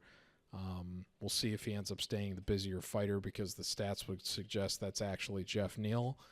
But Neal's also a guy that's getting hit more frequently than Prates is, given the pace that both of them fight at, even though Neal's got a better differential on strikes than Prates does, and Neal also has the higher striking efficiency in terms of defense. You would be hard-pressed to argue that the more impressive striker between these two isn't Prates. So I do think Prates wins, but I think it's going to be a closer fight than the line suggests, so I can't advocate betting it. I just hope it ends up being a great fight. And frankly, this fight, I think, should be the co-main event, not Pico versus Murphy, but it is what it is. I look forward to only having, vested betting interest in 2 of the 5 fights on this main card so that I can just enjoy the other 3 as a fan. But I've kind of hedged on the main event, which we're going to talk about here anyway, so I'm going to enjoy that one regardless too. I'm set up for a very enjoyable weekend, an enjoyable card, regardless of what happens. But yeah, I feel good about Prates here. I just wish he was a little bit less expensive. We'll see if maybe some late money comes in on Neal or whatever, and then maybe I would consider betting Prates inside of the 200 range. But for where he is right now, the hype is still on this guy, and justifiably so. I think Neal's going to be able to put up more of a competitive performance than people are anticipating, but Prates still gets it done. So give me Carlos Prates to win 30-27, maybe 29-20. It wouldn't shock me if Neal's able to kind of wall install for a little bit and make that the story of one round and he's getting booed by the end. But I think Carlos Prates is legit. It's just a matter of, how is he going to do against guys that are able to fight a more well-rounded MMA fight and have better experience than him, like what we saw what happened against Machado Gary. But the guy's still a force, and if he were to get a finish here in a featured bout of a pay-per-view against a guy like Geoff Neal, could be a very, very nice outcome for him in the eyes of casual fans. And I would like to see it, but we'll see how it goes. And now we come to the main event. Dricus Du Plessis and Khamzat Chimaev. Du Plessis enters 23-2, has won all of his fights in the UFC, comes into this on, I believe, an 11-fight win streak, and most recently beat Sean Strickland in their rematch in what was a much more lopsided performance than their first one, in which Du Plessis was able to take the title off Strickland at UFC 297. Conversely, Khamzat Chimaev has not lost at all in his MMA career, is on a 14-fight win streak, 14-0. And after a year away following that Kamaru Usman fight that went to a majority decision as a last-minute booking at UFC 294, thoroughly dominated Robert Whittaker and straight up removed the guy's teeth from a face crank at UFC 308 last year. I was frankly shocked that we were getting the value on Chimaev there, given what his price tag has been in so many of his other fights. But I think that the adoration that so many people have for Whittaker, which was reflected in him being the favorite against Renier de Ridder, made itself apparent in terms of that line. I'm grateful that we're getting a similar price on him here, to say the least. It's a shame that, the conversation around Du Plessis, and before I really get into it here, if you've listened to this show for a while, you've heard me gush about Du Plessis time after time again.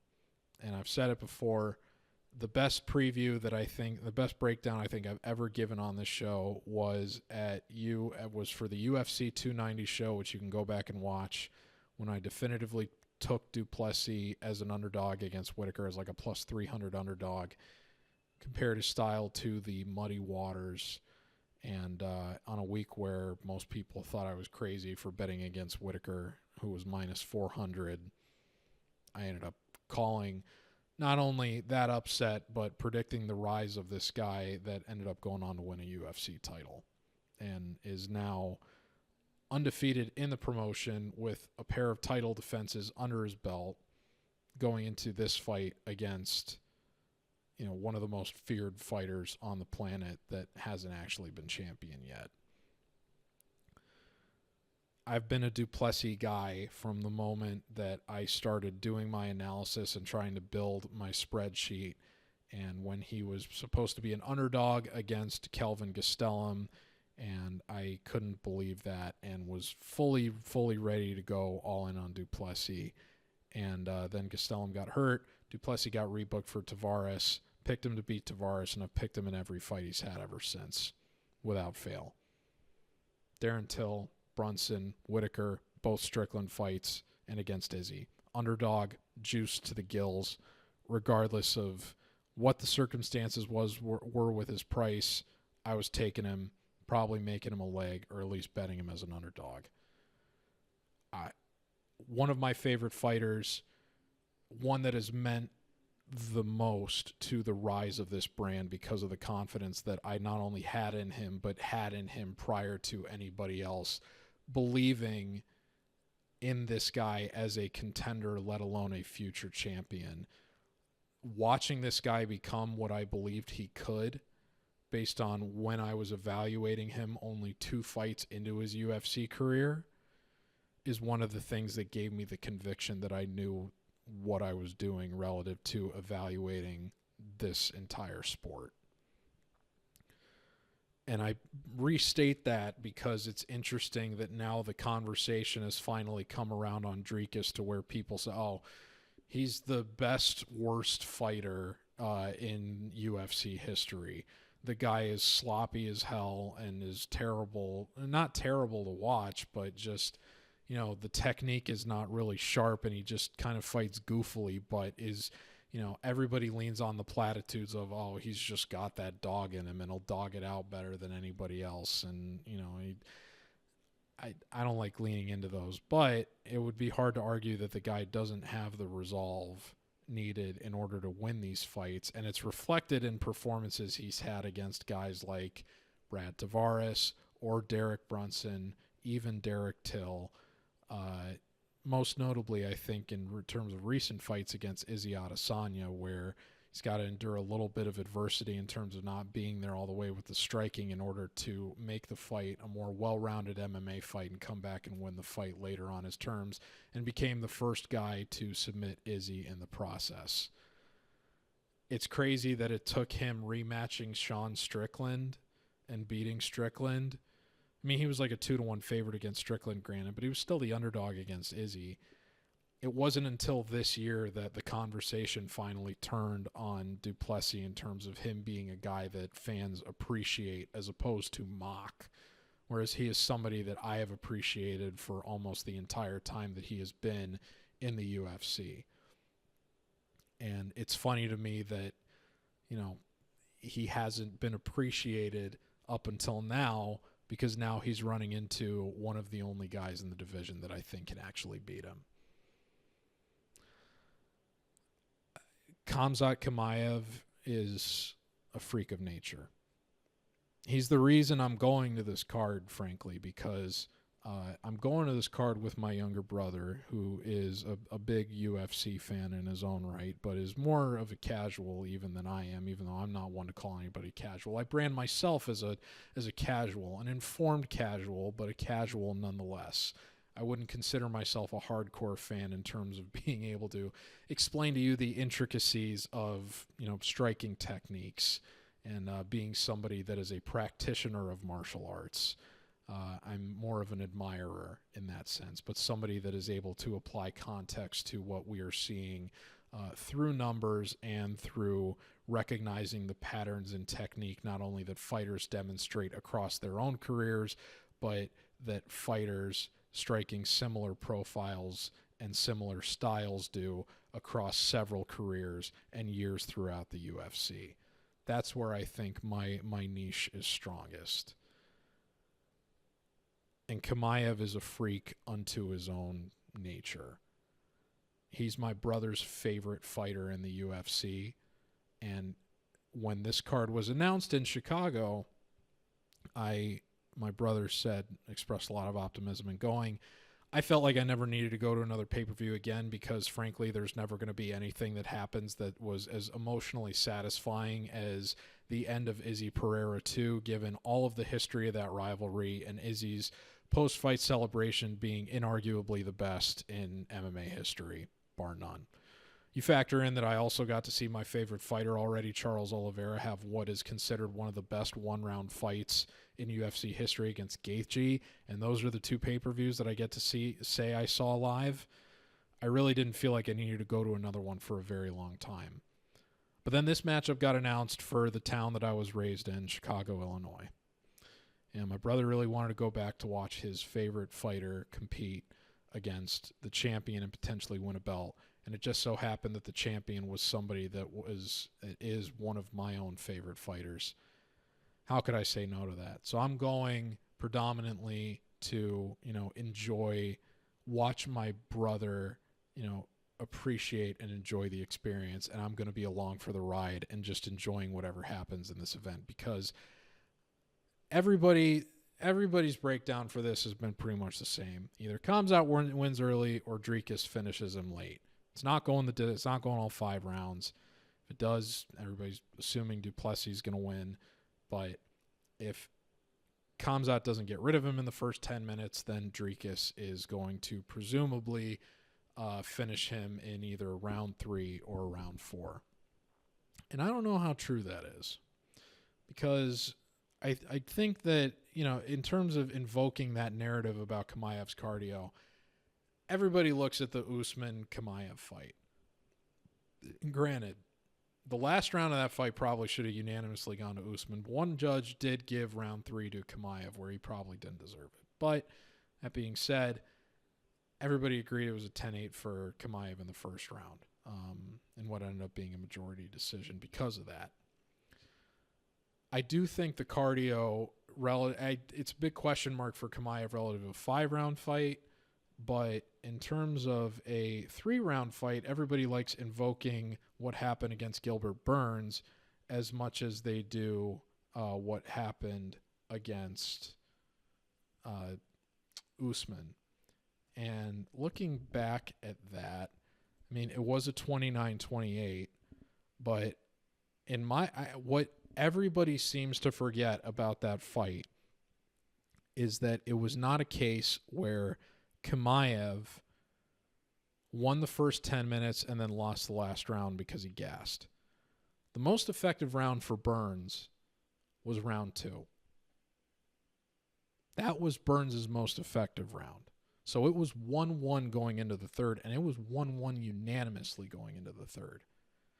So if Chimaev's cardio after 10 minutes is as bad as everybody seems to suggest, based on what happened in that Usman fight, who is one of the best fighters in UFC history, bar none, you would think that Chimaev would have lost to Burns because he just would have been gassed. But that's not what happened. Chimaev won the last round and was able to get a 29-28 unanimous decision, no question, as a result. All 3 judges scored the third round 10-9 for Chimaev. Now, I've spoken about my experience watching that fight at a bar and how it reinforced for me that Chimaev is one of the biggest potential stars the UFC has had. So I've got pretty vivid memories of watching that fight. I know a lot of people that were rooting for Burns to win thought that Burns won the third round, even though he didn't end up getting it. Only one media member, Jay Petrie of Sherdog, scored that fight for Burns. Everybody else had it 29-28 Chimaev. So I think if you were watching that without any sort of bias towards the guy, you probably would have had to agree that he had won 29-28, and he did it winning the third round of the fight definitively. So I think you would have to say, and you could also argue that part of the reason that Chimaev was as tired as he was against Usman was because he got that 10-8 in the first round, where you could probably say he overexerted himself a little bit, and that's why he was so tired going down the stretch, even though most people would say that he won the second round as well.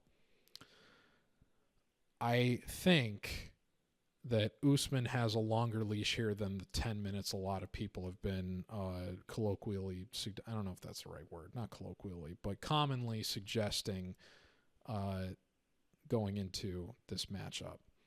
I think he's really got something closer to 15 minutes.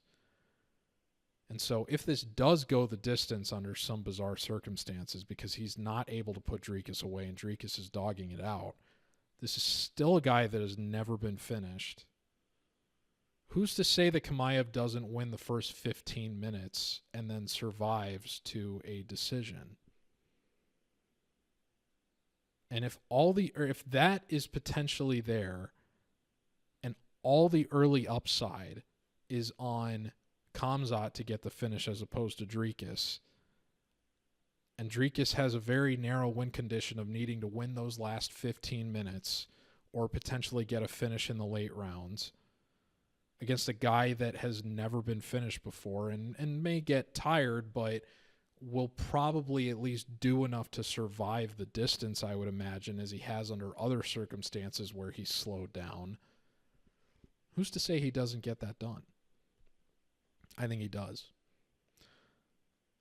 I think he's probably going to get a submission in the first 2 rounds is his most likely outcome.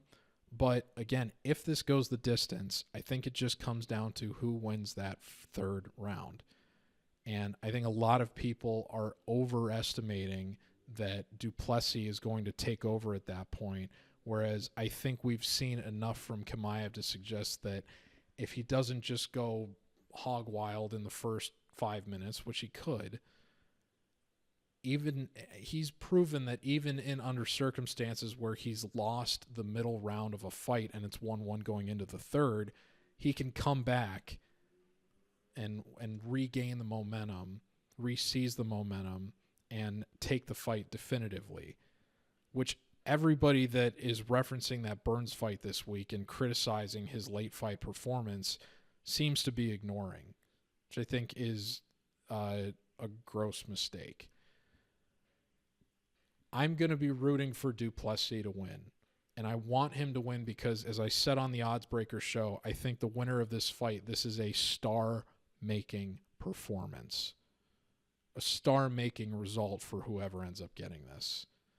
You put a belt on an undefeated guy like Chimaev that is running through all of his competition, particularly if he finishes the champion, I think he becomes probably the 2nd biggest star in the UFC right now behind Topuria.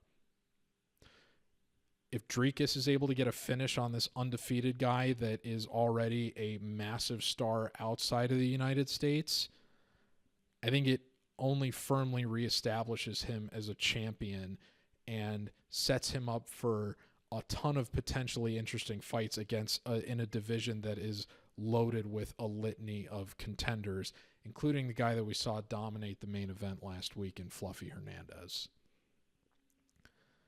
I won't be disappointed with the outcome either way, but I do think that Chimaev is a freak force of nature unto his own that is going to deploy a style that not only has Du Plessis not really been super tested against in the UFC, but you think about that takedown that he allowed to Brad Tavares where he had to come back and win a 29-28 decision after his first round against Brad Tavares.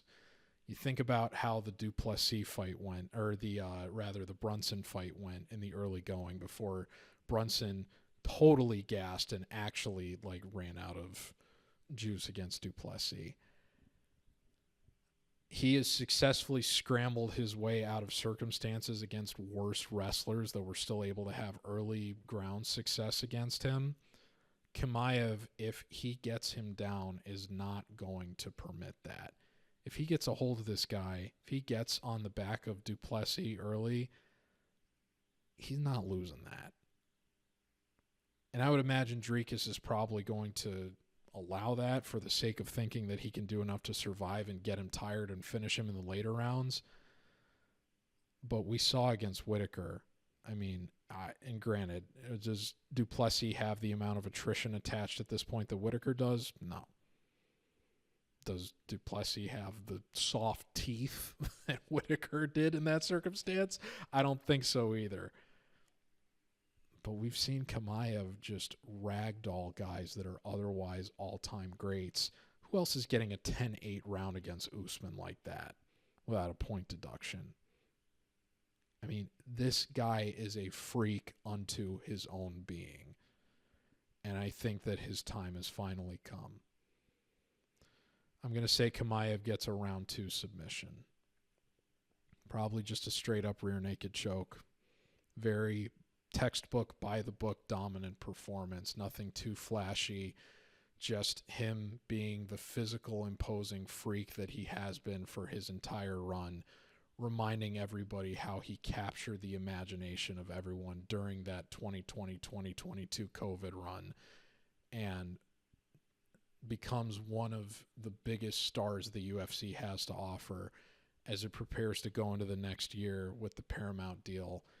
Having a undefeated champion with that kind of consistent finishing potential at a division that has a lot of contenders, but I don't necessarily think a lot of guys that are going to be able to respond well to the kind of fight that Chimaev brings, is going to make him an extremely devastating champion for as many times as he chooses to perform, given his age of 31 and the fact that he hasn't been super active within the last 2 years. But I think his time is now. I won't be disappointed in the outcome either way, and I will probably, it'll be respectful golf claps and, acknowledgement of the fact that I was right if Chimaev wins. But if Du Plessis wins, I'll go absolutely nuts. And if Chimaev wins, I'll get to enjoy seeing my brother, happily watch his favorite fighter win the title in person. That'll be cool. So, man, main event of the year, I think easily bar none. It's the main reason I'm going to this. I'm looking so forward to it.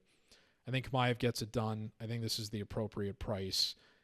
And it really wouldn't shock me if this does end up going to a decision and, Chimaev stuns a lot of people, getting a 48-47, winning the first 15 minutes before taking his foot off the gas.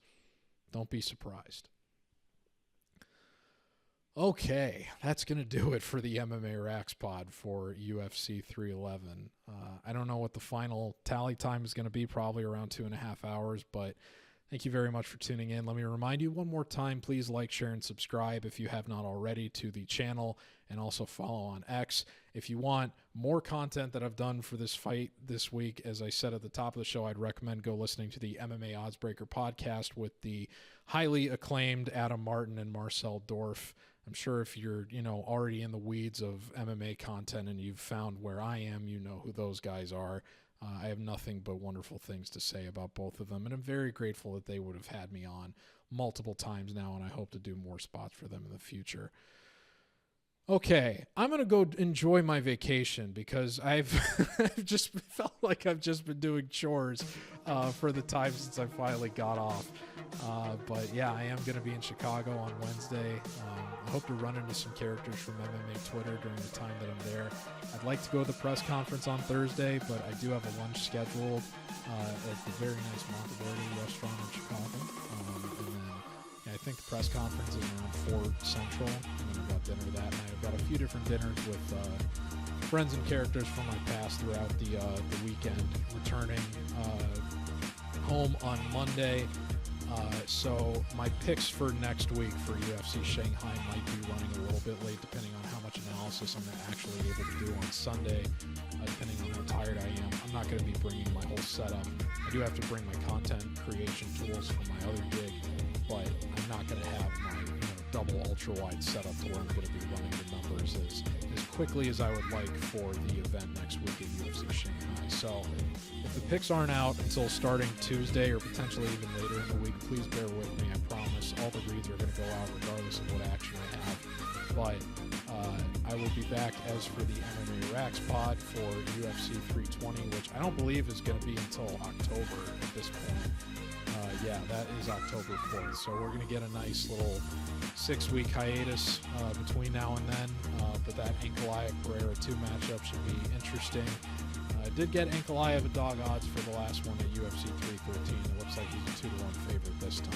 And my goodness, Merab is a 400 favorite over Corey Sandhagen at the moment. What a crazy turn of events. Prochazka Khalil Roundtree is going to be a great fight. Magomedov Pifer is an intriguing main card fight too. Oh my God, Gautier versus Diaz. Diaz cost me that robbery at 313 cost me 60 units this year, so I'm going to be rooting pretty hard for Gautier to put his lights out on the main card of that one. But it looks like it'll be an interesting card, but we'll cross that bridge when we come to it. Thank you very much for tuning in, folks. One last thing, if you did get all the way through to the end of this, I could have a potentially very drastic announcement to make in the near future. I know that sounds very cryptic, but I will get more into it if it does happen. just know that at the moment, with the way things are at, my heart is still all the way in this. My plans long term for this remain unchanged, regardless of what happens in the near term. But there may be something happening in the near future that is probably going to affect the way that I go about approaching this platform, at least for a certain handful of years in the near term. But I've put enough time in at this point in the long term. I know this is what I want more than anything. So that remains unchanged. We will see how things shake out, but I may have to make an announcement about that in the near future, or maybe not. And things will continue to progress as they have. But if you're somebody that has been with me from the beginning and has jumped on from the ride in the meantime, I do want to be as transparent as I can about that. And I'm forever grateful for you guys tuning in. So thank you very much. We'll be back for UFC 320 and enjoy the